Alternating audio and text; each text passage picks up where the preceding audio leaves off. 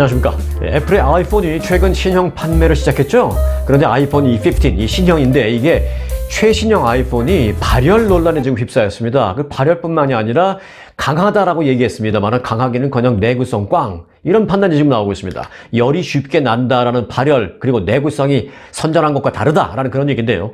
그래서 이제 어떻게 된다는 것인지 잠시 후에 이 내용을 좀 전해드리도록 하겠습니다. 자, 오늘도 간단한 에피타이저 먼저 하나 하실까요? 네, 아시아나 항공이 어제부터 미주 출발하는, 그러니까 이제 LA나 샌프란시스코 또는 시애틀, 뉴욕, 그리고 하와이, 호놀룰루. 뉴욕에서는 이제 공항이 뭐 두 개 있죠. 그렇지만 이제 뉴욕에서는 존 F 케네디 공항을 아시아나는 이용합니다. 그리고 이제 하와이는 호놀룰루에서 이제 출발하는 이런 미주 출발 그리고 LA 도착 항공편을 대상으로 비즈니스 클래스 할인 프로모션을 실시합니다. 특별 할인 이벤트는 오는 10월 15일까지 진행이 되는데요. 비즈니스 왕복 항공권을 최대 7%까지 저렴하게 구입할 수 있다고 합니다. 몇백 불 정도는 싸지겠다라는 생각입니다. 아시아나의 비즈니스 클래스는 잘 아시다시피 180도 완전하게 수평으로 펼쳐지는 침대형 시트인데요. 이 지그재그 형식의 그 좌석 배치로 해서 이 옆 승객에게 방해받지 않게 자유롭게 출입을 할 수 있는 그런 그 비즈니스 클래스 좌석으로 유명합니다. 이 아시아나 항공은 또 여행하기에 좋은 계절인 가을을 맞이해서 제주도를 찾는 여행객을 위한 미주 출발 제주행, 그러니까 미국에서 제주도로 가는 미주 출발 제주행 특가 프로모션을 진행하고 있습니다. 이 아시아나 항공 홈페이지를 통해서 10월 8일까지 제주행 항공권을 구입하는 고객은 특가 항공권과 그리고 특별 보딩 패스 혜택을 받게 된다고 합니다. 비즈니스 클래스 특별 할인과 그리고 미주 출발 제주행 특가 프로모션에 대한 정보는요, 이 아시아나 항공 홈페이지 flyasiana.com을 통해서 확인할 수가 있습니다. 자, 간단한 에피타이저부터 맛을 봤습니다. 예, 이제 본격적인 뉴스를 전해드리기 전에 오늘도 출첵해 주신 구독자님들께 감사드리고요. 오늘 처음 오신 분들은 구독 잊지 마시기 바라겠습니다. 자, 먼저 이 코로나 관련인데요. 이 시간을 통해서도 이 미국에서 코로나가 슬금슬금 급증하고 있다라는 말씀을 드린 바 있는데, 정부에서도 이제 안 되겠다 싶었는지 각 가정에 이 검사 키트를 다시 무료로 제공하기로 했습니다. 연방보건복지부는 어제 각 가정에서 코로나19 검사 키트를 당국에 주문하면 다시 무료로 받을 수 있다라고 밝혔습니다. 이 웹사이트를 통해서 가구당 한 번의 주문으로 검사 키트 4개를 받을 수 있게 됩니다.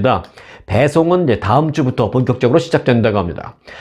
코로나 검사 키트 무료 제공은요, 4개월 전에 스탑됐다가 4개월 만에 다시 시행되는 겁니다. 미국은 지난 5월 11일 코로나19 공중보건 비상사태를 3년여 만에 종료하면서 그동안 무료로 제공해왔던 코로나 진단을 유료로 전환했었죠. 메디케이드, 저소득층 의료보험 메디케이드나 아니면은 65세 이상 그 메디케어가 아니라면 자체적인 부담을 해야 했었는데 이제 다시 전면 무료 제공으로 전환을 하게 된 겁니다. 보건당국이 이처럼 검사 키트를 다시 무료로 제공하기로 한 데에는 최근 코로나19 그 변이에 감염된 환자가 크게 늘고 있기 때문입니다. 최근 일주일간 전국적으로 코로나 입원 환자는 25,000명으로 전주보다 8% 증가했습니다. 그런데 이게 2달 전 지난 7월과 비교해 봐서는 무려 3배 이상 증가한 수치입니다. 입원자들의 숫자도 크게 늘고 있다라는 소식입니다. 그리고 어제 전해드렸죠. 5세 이하 어린이들의 입원이 크게 늘고 있다고 합니다. 자, 검사 키트 무료 주문 웹사이트는요, covid.gov/test입니다. 그러니까 슬래시하고 테스트가 아니라 테스트 뒤에다가 S를 쳐야 돼요. S를 꼭 잊지 마시고요. 이 영상 뭐 설명란에 올려놓을 테니까 꼭 참고하시기 바라겠습니다. 코로나 지금 난 걸릴 일 없는데 걸릴 것 같지 않다 하더라도 무료로 주문해서 일단 정부로부터 무료로 4개 받아 놓으시면 나중에라도 언제든지 쓸 수 있는 거니까 주문해 놓으시기 바라겠습니다. 자, 애플이 최근에 공개한 프리미엄 모델 전화기 아이폰 15 프로 맥스, 이게 이제 최신형 고급 프리미엄 모델인데 발열 논란에 휩싸였습니다. 업계에 따르면 최근 애플의 새로운 스마트폰 아이폰 15 프로에 들어간 특정 모바일 칩이 과도한 발열 논란에 지금 휩싸였습니다. 한 IT 전문가가 최근 아이폰 15 프로를 테스트한 결과를 공개했는데요. 이 사양이 높은 게임을, 그러니까 굉장히 많이 복잡한 그런 게임을 30분 이상 했을 때 제품 온도가 최대 48.1도까지 올라갔다라고 밝혔습니다. 업계에서는 애플이 프로 모델 그 이상에 탑재한 이 앱 프로세서 그 영향에서 특정 칩에서 그러니까 발열 현상이 나타나는 것으로 보고 있습니다. 성능에 따라서 제품 발열을 제어할 수 있는데 이번 칩은 기존 애플 아이폰 시리즈와 달리 발열을 잡지 못하고 있다는 것입니다. AP통신은 이와 관련해서 스마트폰의 두뇌 역할을 하는 해당 칩에서 발열 상태가 지속될 경우에 스마트폰의 성능 저하로 곧바로 이어질 수 있다는 지적을 했습니다. 그런데 이 신형 아이폰 15의 불만은 발열, 이게 다가 아닙니다. 신형 아이폰 15는 티타늄 소재를 했기 때문에 가볍지만 훨씬 튼튼하다. 이걸 지금 광고 슬로건으로 내걸었거든요. 그렇게 티타늄 소재를 적용했지만 제품의 내구성이 상당히 약하다라는 지적이 나오고 있습니다. 기기 발열은 물론 이 배터리 소모가 빠르다. 소위 말해서 배터리에 과소모가 있다라는 등의 논란이 계속 이번에 아이폰 15을 통해서 이어지고 있습니다. 자, 애플이 지난 12일에 공개했죠. 이 아이폰 15 프로를 갖고 한 유튜버 채널에서 한 유튜버가 낙하 실험을 했습니다. 높은 곳에서 떨어뜨린 거죠. 함께 실험한 이 아이폰 14 프로, 그러니까 바로 이전 모델인 아이폰 14 프로와 이번에 새로 나온 신형 아이폰 15 프로, 이 두 개를 동시에 떨어뜨리는 것입니다. 어떤 게 더 튼튼한가? 그런데 아이폰 15 최신형이 졌습니다. 해당 유튜버는 손, 가슴, 얼굴 등 다양한 높이에서 두 제품을 동시에 낙하시켰는데 이 아이폰 15 프로 모서리 부분이 먼저 깨지기 시작한 이후에 실험을 거듭할수록 높게 올라오면서 거듭할수록 점점 파손이 심해지는 모습이 목격되었습니다. 또 카메라 렌즈 부분에도 손상이 가기 시작해서 결국 액정에 금이 가는 일까지도 발생했습니다. 특히 15피트 높이에서 조금 더 높은 그런 높이에서 15피트 높이에서 두 기기를 나란히 떨어뜨렸을 때의 차이는 더 심했습니다. 아이폰 15 프로는 액정 하단부가 완전히 고장나면서 흰 화면만 나왔습니다만은 아이폰 14 이전 모델은 큰 이상이 없이 나왔습니다. 이후 더 높은 곳 20피트 하면은 높이로는 한 6m 높이 되니까 사람 뭐 한 3명 이상 높이죠. 한 4명 정도 됩니다. 20피트 높이에서 떨어뜨리자 아이폰 15 프로는 아예 카메라 부분이 본체와 분리되면서 떨어져 나가면서 먹통이 되어버렸습니다. 이 탓에 영상을 본 누리꾼들은 실험 결과를 두고 실망감을 크게 드러냈습니다. 이들은 티타늄 소재라 훨씬 튼튼할 줄 알았다. 그런데 그렇지 않았네. 또 다른 네티즌은 $1000짜리 휴대폰이 망가져서 어떡하냐라는 등등의 반응을 보였습니다. 한편 이 뉴욕 포스트는 최근 많은 아이폰 유저들이 배터리가 이전보다 훨씬 빨리 닳고 있다는 현상을 불만으로 토로하고 있다라고 보도했습니다. 애플은 배터리 과소모 논란에도 명확한 답을 내놓지 못하고 있는 상황입니다. 자, 새로 나온 애플의 신형 아이폰 15 프로, 이 15이 아이폰 14 이전 모델에 비해서 튼튼하지도 못하고 열도 빨리 나고 그리고 배터리도 더 빨리 소모된다라는 이 3종 세트 불만에 지금 직면해 있는 그런 상황입니다. 그런데 여기에 대해서 애플 측은 아직 특별하게 해명을 하지 못하고 있다는 안타까운 상황이 지속되고 있습니다. 네, 캘리포니아 주로 좀 돌아오겠습니다. 캘리포니아 주에서는요, 이 프랜차이즈 업계 근로자에게 시급 $20, 즉 시간당 $20를 주는 그 인상안이 캘리포니아주 의회를 통과했습니다. 그래서 이제 임금 인상 그 여파가 프랜차이즈 업계뿐만이 아니라 한인 요식업계와 한인 마켓은 물론 다른 업종에까지 상당한 영향을 미칠 수 있다라는 우려의 목소리가 나오고 있습니다. 개빈 뉴섬 캘리포니아주 주지사에 이제 서명만 남겨놓고 있는 이 법안은 패스트푸드 직원의 최저 임금을 내년 4월 1일부터 시간당 $20로 올리는 것을 주요 골자로 하고 있습니다. 내년 1월에 캘리포니아주 시간당 임금 $16가 되는데, 내년 1월은 그렇게 되는데, 넉 달이 지나서 내년 4월부터 이제 프랜차이즈 업종에 근무하는 그런 근로자들은 $16보다 무려 $4가 더 많은 $20씩 받게 되는 것입니다. 빵을 직접 구워서 판매하는 업체를 제외하고 전국 60개 이상의 매장을 보유한 프랜차이즈 식당은 이 조항을 적용받게 됩니다. 맥도날드 이런 데 다 적용받게 됩니다. 특히 9명으로 구성된 패스트푸드 임금위원회는 2029년까지 매년 최저임금을 최대 3.5%까지 인상할 수 있는 권한을 갖고 있게 되어서 이제 해마다 이 대형 프랜차이즈 업계의 최저시급이 지속해서 올라갈 수 있게 돼 있습니다. 그렇다면 얼핏 생각할 수 있는 게 뭡니까? 아, 그러면 뭐 웬만한 데보다 맥도날드나 이런 데, 뭐 칼스 주니어 이런 데 취직하는 아르바이트 하는 것도 괜찮겠네 싶은 생각이 들 수도 있습니다만은, 네, 그럴 수도 있습니다. 하지만 이제 여기서 여파가 더 이제 많은 걱정이 되는 것입니다. 자, 일단 한인 업계는요, 이 법안 이름이 AB 1228입니다. AB 1228 이 법안 시행으로 인해서 직접적인 영향을 받은 그 한인 비즈니스 업체는 많지는 않겠지만 업계 전반에 도미노 임금 인상 효과가 걱정이다라고 밝히고 있습니다. 즉, 최저 시급 $20가 시간당 최저 임금의 어떤 기준점이 돼버릴지도 모른다라는 걱정이 일면서 이 업계 전반에서 임금이 동반 상승할 수 있다라는 우려가 나오고 있는 것입니다. 이 같은 법안이 마련될 때마다 이제 업주의 입장과 근로자의 입장이 당연히 상반되게 나타나게 되죠.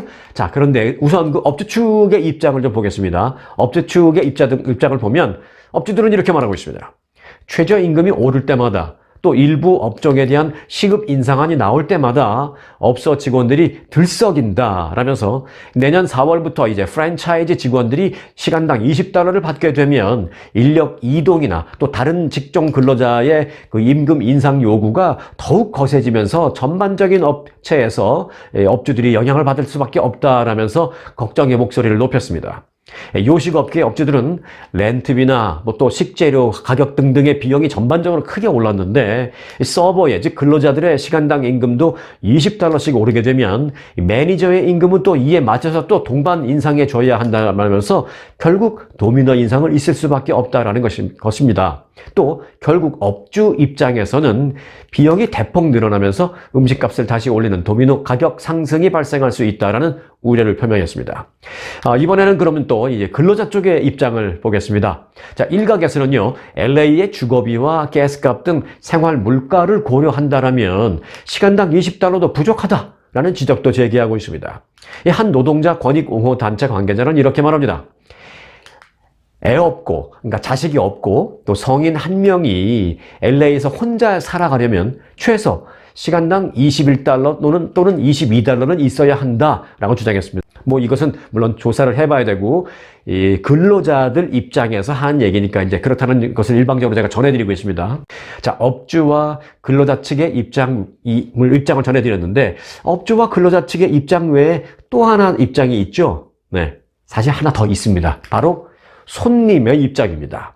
손님으로 갈 우리 일반 소비자들의 입장이 그것인데요. 거시적으로 보면 다른 업계로의 그 임금 상승 확산으로 이어질 전망이 손님들도 좀 걱정이 되는 건 사실입니다. 왜냐하면 근로자의 임금 인상은 음식값의 상승으로 연결되게 될 수 있고 그렇게 되면 결국 우리 소비자들에게 영향을 미칠 수밖에 없기 때문에 소비자 입장에서도 좀 걱정인 건 사실입니다. 음식값이 오를 것을 걱정하는 그런 입장이 바로 이 소비자들의 입장인 것입니다. 자, 업주, 소비자, 근로자 모두가 완벽하게 행복할 수는 없습니다만은 내년 4월부터 일단 캘리포니아 주에서는 프랜차이즈 업체의 경우 일반 근로자 최저 시급이 시간당 $20로 오른다라는 것을 포인트로 전해드립니다. 이래서 이 캘리포니아 주에서 이 대형 기업체가 텍사스나 이런 다른 주로 많이 옮겨가고 있는 그런 상황을 볼 수밖에 없는 것 같습니다. 캘리포니아 주의 인구가 그래서 많이 주는 것도 사실이고요. 기업하기 힘든 지역 1위가 항상 보면 캘리포니아 주로 꽂히고 있는데 또 어떤 면에서는 또 캘리포니아 주에 살기는 괜찮을 수 있죠. 왜? 시간당 $20 이상씩 탁탁 받으니까 조금 절약하면서 살면 괜찮을 수 있으니까. 양쪽을 다 완벽하게 커버할 수는 없습니다만 지금 현재 캘리포니아의 상황이 그렇다라는 내용을 좀 전해드렸습니다. 유타주 솔트레이크 시티 인근 사막에 어제 그 우주를 다녀온 타원형 캡슐이 하늘에서 확 내려와서 무사하게 안착했습니다. 겉면이 검게 그을린 채 주황색 낙하산과 함께 사막으로 떨어진 이 캡슐은요, 바로 항공우주국 나사의 소행성 탐사선이 하늘 위에서 떨어뜨린 것입니다. 지난 2016년 9월 지구를 떠났던 탐사선이 지구에서 1억 3천만 킬로미터 떨어진 소행성 베누, 이 베누라는 소행성에서 토양 시료, 거기서 흙을 파서 그 시료를 채취해서 지구로 돌려보낸다라는 임무를 지구 출발 7년 만에 완수해낸 것입니다. 소행성 시료 분석은 지구 생명의 기원과 행성 생성의 비밀을 밝히는 그 연구에 사용되게 됩니다. 우주에서 가져온 이 토양 시료로 앞으로 이 우주의 비밀을 알아내는데 한 발짝 더 다가설 수 있게 될 전망입니다. 네, 우주에 갔다 왔으니까 이번에는 그러면 지구의 남극을 좀 가볼까요? 네, 남극 하면 바로 떠오르는 게 이 극심한 추위인데요. 믿어지실지 모르겠습니다만은 남극에서 엊그제 반바지 반팔을 입은 근무자들의 사진이 공개돼서 충격을 주고 있습니다. 기후온난화의 영향으로 분석되는데 남극의 지난해에 이 닥친 이상 고온의 수준이 지구 신기록이었다라는 연구 결과를 뒷받침해주고 있는 그런 연구원들의 반팔 반바지 사진입니다. 지난해 3월 18일 남극 동부 해안에서 이 기록된 기온이 평균보다 무려 섭씨 39도 높은 것으로 분석이 됐습니다. 남극에서 3월은 가을에 들어가는 시점인데요. 평년 기온은 이때 영하 50도 정도이지만 지난해 3월 18일의 기온은 영하 10도까지 쭉 올라갔습니다. 이는 남극의 한여름 기온보다도 높은 온도입니다. 이와 관련해서 워싱턴 포스트는 당시 남극에 있던 연구원들이 비교적으로 온난한 날씨에 우통을 벗어 제끼거나 또는 반바지 반팔 차림으로 다니기도 했다라고 전했습니다. 반바지뿐만이 아니라 이제 반팔로 돌아다니는 그 연구원들의 사진들도 이제 많이 올라왔는데요. 이들은 이제 본인들도 남극에서 반팔이나 반바지를 입고 다닐 수 있다라는 그 상황에 놀랐는지 저마다 반팔이나 반바지를 입고 사진을 다 찍어서 기록을 남기기도 했습니다. 한편 이번 남극의 기온 치솟음 현상이 그 기후 온난화와 직접적인 연관이 있는 건지는 아직 확정적으로 결론을 내릴 수는 없는 상황입니다. 하지만 현재 과학자들이 이 부분과 관련해서 조사에 착수했다라는 소식입니다. 자, 얼마 전에 보도해드렸죠. 이 자택에서 금괴 그리고 캐시가 막 쏟아져 나와서 모두 압수당한 그 민주당의 중진 의원 메넨데스 연방 상원의원. 이 메넨데스 의원이 어제 자신의 무고함을 주장하면서 의원직에 사퇴하지 않겠다라고 사퇴 요구를 일축했습니다. 연방 검찰의 뇌물수수 등의 혐의로 기소된 밥 메넨데스 상원의원은 어제 자신의 지역구에서 가진 기자회견을 통해서 이같이 주장을 한 것입니다. 그는 검찰 기소 내용은 검찰의 주장일 뿐이다. 검찰의 프레임일 뿐이다. 라면서 법원에서 무죄가 증명될 것이다. 라고 주장했습니다. 앞서 뉴욕 맨하튼은 연방지방검찰은 지난 22일 그 메넨데스 의원 부부를 기소하면서 자택 옷장 등에서 55만 달러의 캐시, 현금과 함께 10만 달러 상당의 금괴 13개를 압수한 사실을 공개했습니다. 쿠바로부터 온 이민자 1세 출신인 이 메넨데스 의원은 내 정적들은 히스패닉계 혈통의 이민 1세가 연방 상원 의원이 된 것을 용납하지 못하고 있는 것이다 라면서 슬그머니 인종차별 문제까지 거론했습니다. 그러나 이것이 받아들이지 않고 있는 그런 모양새입니다. 그는 어제 기자회견에서 그런데 기자들이 질문을 하는데 금괴와 캐시 막 쏟아져 나온 것 그리고 뭐 벤츠 승용차를 부동산 업자들한테 받은 것 등등에 대한 기자들의 질문이 쏟아졌는데 이런 질문에 응답하지 않고 그냥 자기가 할 말만 하고 그냥 퇴장해 버렸습니다. 자, 이와 함께 이 메넨데스 의원은 검찰 기소 후 당내에서 이 확산하고 있는 그 의원직 사퇴 요구에 대해서도 나는 앞으로 상원의원 자리를 지키겠다, 사퇴하지 않겠다라고 분명하게 거부를 했습니다. 하지만 현재 그 민주당 내에서도요, 메넨데스 의원과 가까운 그 필 머피 뉴저지 주지사, 아주 가까운 것으로 유명한 두 사람의 관계인데, 그렇게 가까운 필 머피 뉴저지 주지사도 그의 사퇴를 촉구하고 있는 그런 상황입니다. 그 외에도 민주당에서 그의 사퇴를 촉구하는 목소리는 적지 않은 그런 상황입니다. 자, 그렇기 때문에 그의 이런 어떤 버팀이 계속될 수 있을지 주목되고 있습니다. 그의 거취는 또 결국 우리 연방 하원인 한인 앤디 김 하원의원의 어떤 정치적인 거취와도 연관이 되고 있기 때문에 더욱 주목되는 그런 상황입니다. 네, 최근에 몰려드는 그 망명 신청 이민자 때문에 위기를 겪고 있는 뉴욕시. 이 뉴욕시에서요, 이민 찬반 시위대가 도로를 가운데 사이에 놓고 아주 설전을 벌이는 맞불 시위를 벌였습니다. 현재 언론에 따르면 어제 뉴욕 맨하튼 대학교 기숙사 건물 앞에서 망명 신청자를 위한 임시 숙소 제공을 반대 또는 찬성 시위가 벌어졌습니다. 최근 그 맨하튼 대학교가 한 부동산 업체에 매각한 이 기숙사 건물이 망명 신청자 숙소로 사용된다라는 사실이 알려지면서 이 100명에 가까운 지역 주민과 그리고 이민 반대 활동가들이 모여서 시위를 벌인 것입니다. 이들은 망명 신청자보다 미국 내에 있는, 특히 뉴욕 내에 있는 이 노숙자 등 뉴욕 시민을 위한 시설이 먼저 우선적으로 설치되어야 한다라고 주장했습니다. 한정된 예산이 미국인이 아닌 망명 신청자에게 먼저 사용되는 것은 불합리하다라는 주장인 것입니다.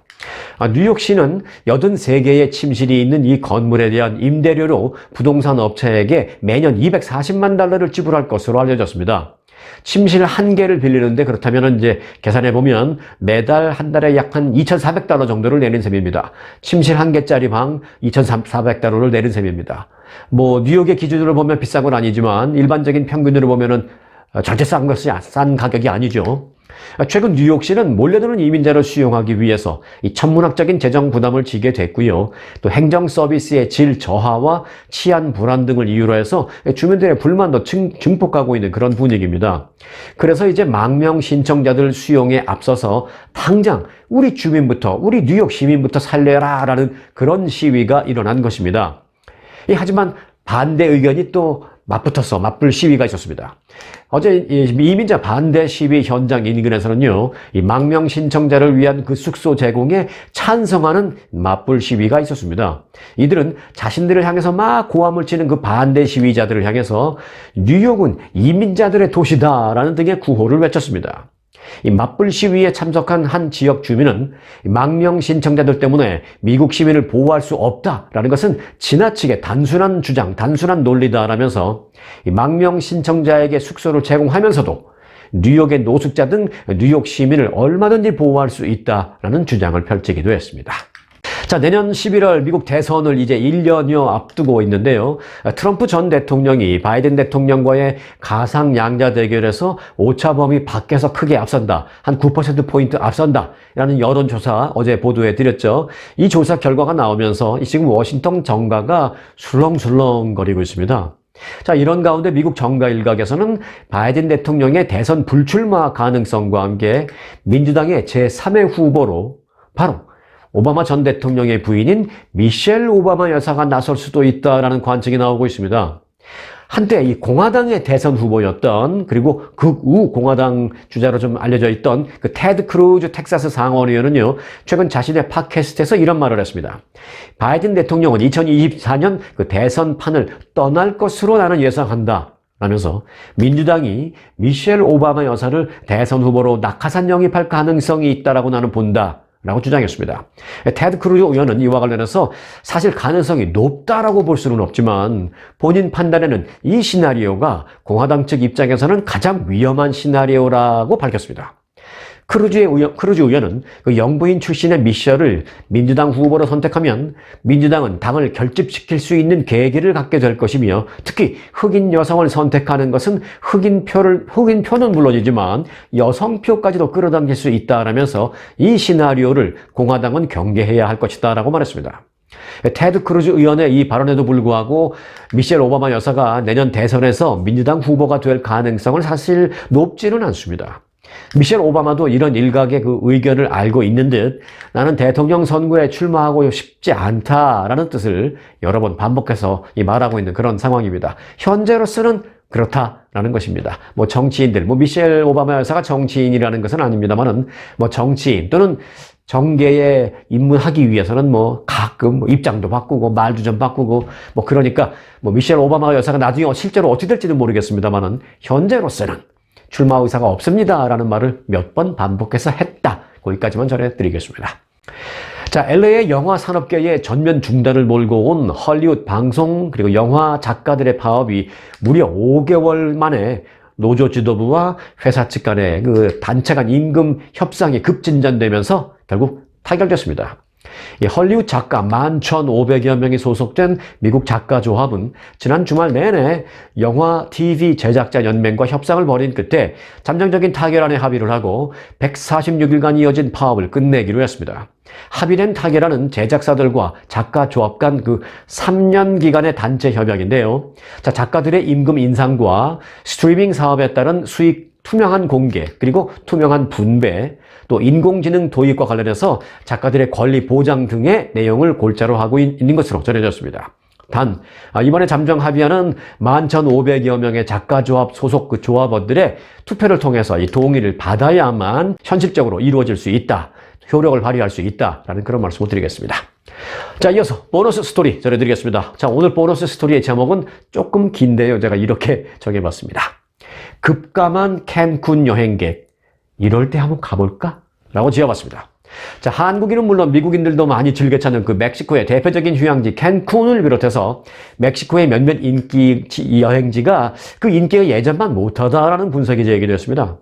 지난 2021년과 작년 그리고 한인 및 미국인 여행객의 유입이 급증한 것은 사실이지만 올해 들어서는 이들 여행객들의 발길이 크게 줄어들었기 때문에 인기가 시들했다는 분석입니다.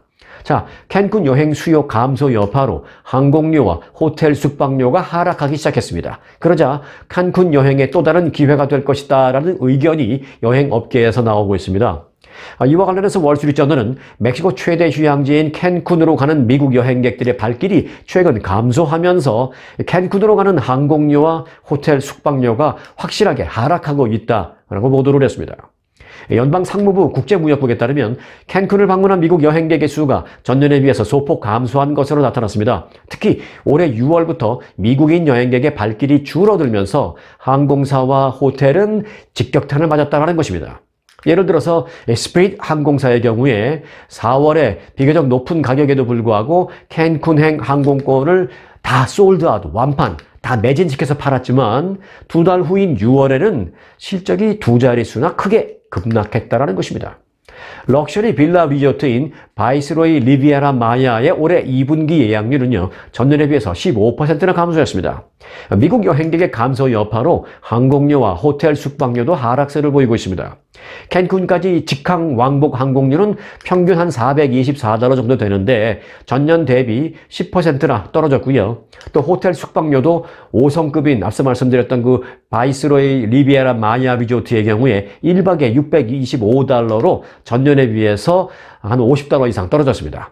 캔쿤으로 가는 미국 여행객 수가 이 감소한 가장 큰 이유는요, 팬데믹 영향에서 벗어나면서 미국인들이 이제는 유럽, 일본 또는 다른 무슨 카리브해 지역 등등으로 여행지를 먼 곳으로 바꾼 탓도 있다라는 분석입니다. 팬데믹 당시에 그 멕시코는 다른 나라와는 달리 입국 시에 미국인들이 입국 시에 백신 접종 증명서나 무슨 음성 확인서 같은 것을 요구하지 않았습니다. 그래서 미국 여행객들이 가까운 멕시코, 특히 캔쿤 같은데 오히려 팬데믹 때는 많이 몰렸었습니다. 결국 미국 여행객들이 캔쿤을 외면하고 있는 것은 이미 많은 여행객들이 캔쿤을 방문한 것에 따른 일종의 그 여행지 피로감이 작용했을 수도 있다는 것입니다. 최근 멕시코 화폐인 또 페소화가 달러 대비 8년 만에 가장 높은 수준으로 올라간 것도 미국 여행객들의 캔쿤 방문을 감소시키고 있는 여러 요인 가운데 하나로 꼽히고 있습니다. 여기에 최근 몇 년 동안 각종 폭력 사건들이 기승을 부리면서 멕시코 일부 지역의 범죄율이 기록적인 수준으로 급등한 것도 여행 안전을 중시하는 미국 여행객들을 다른 곳으로 발길을 돌리게 하는데 한몫했다라는 분석입니다.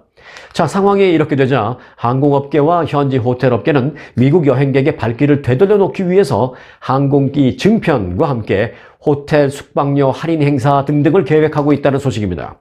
이미 많이 가격이 내려갔습니다만은 지금보다 더 큰 할인 행사를 하겠다라는 것입니다. 잠시 시들해진 캔쿤 여행, 오히려 이럴 때 가볼까 하는 그런 생각이 들 수도 있겠습니다. 여행은 원래 사람들이 많이 안 갈 때, 그리고 사람들이 많이 안 가는 그런 거 갈 때 편하고요. 또 저렴하고 여행 다니기도 훨씬 더 안전하고 그러니까 또 이럴 때 한 번 더 이런 것도 생각해 볼만 하겠다. 이렇게 좀 사람 많이 없고 할인 행사할 때 이럴 때 캔쿤이라는 생각 한번 해볼만 하다라는 생각을 해보게 됩니다. 자, 오늘 영상은 여기까지입니다. 여기까지 오늘도 함께 해주신 구독자님들께는 특급 감사를 드리고요. 오늘 처음 방문하신 분들은 구독 잊지 마시기 바랍니다. 스토리가 있는 뉴스, 송혜구의 스토리 뉴스 마칩니다.